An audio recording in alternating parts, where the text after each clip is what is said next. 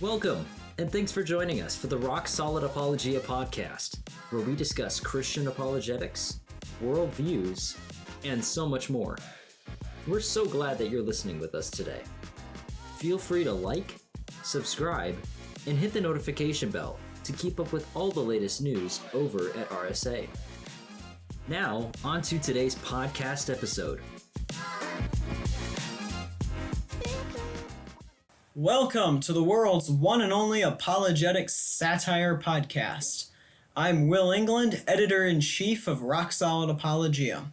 From the epic sarcasm of Tertullian to the funny retorts of Martin Luther, satire has been defending the truth since the way, the truth, and the life himself became incarnate. We provide rock-solid Christian truth along with rock-solid apologetic satire, all on rocksolidapologia.com. And that's rocksolidapologia.com. Living in a universe fine-tuned for human life doesn't stop atheists from complaining about the fine-tuner. In a breaking story from the world's one and only apologetic satire site, Charles Darwin railed against the fine-tuning of the universe that keeps him alive.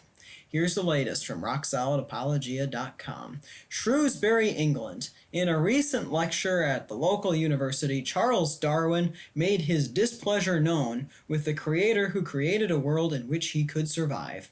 Why did God have to fine-tune this universe for human life, Darwin wondered. It would have been so much harder for theists to prove the existence of God if they didn't exist. Darwin went on to daydream about how hard it would be to believe in God if the universe were fine-tuned for something other than human life. Why couldn't he make a world full of pancakes, Darwin wondered. No self-respecting pancake would believe in God. Charles Darwin could unfortunately not be reached for comment.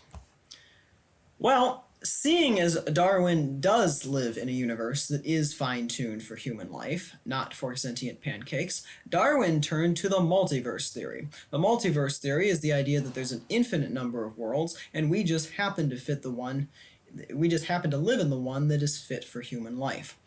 Unfortunately, when Darwin looked into the multiverse, he discovered that he had become the Pope.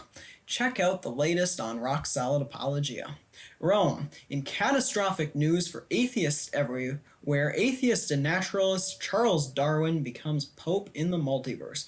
God bless His Eminence, Pope Charles I. Pope Charles is expected to issue some dogmatic statements condemning a heretical book written by a lunatic in our universe called Charles Darwin.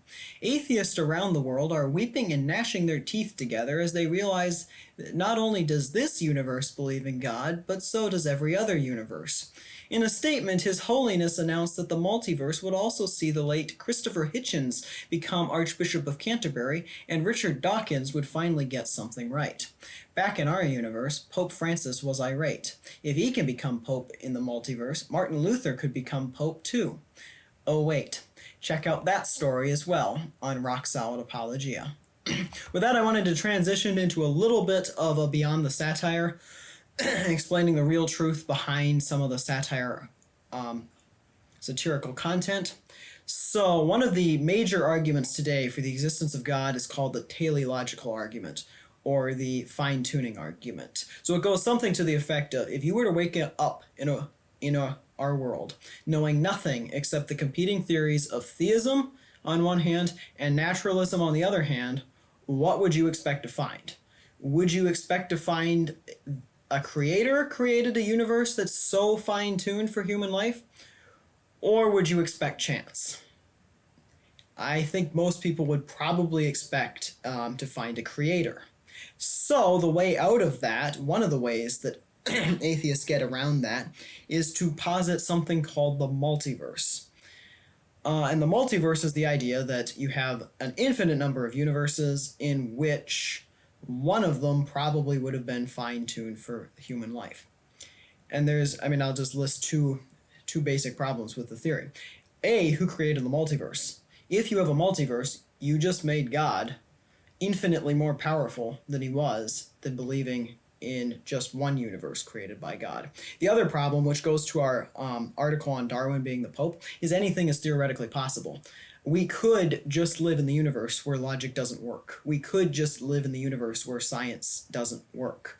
There could be a universe in which Darwin is the Pope. So it's very hard to ascertain truth under that theory. Well, that wraps up the latest edition of the world's one and only apologetics satire podcast. Thanks for tuning in.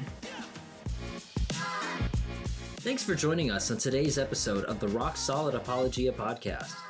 If you enjoyed today's episode, go ahead and like, subscribe, and hit the notification bell. Also, go ahead and share with us in the comments how you found out about us.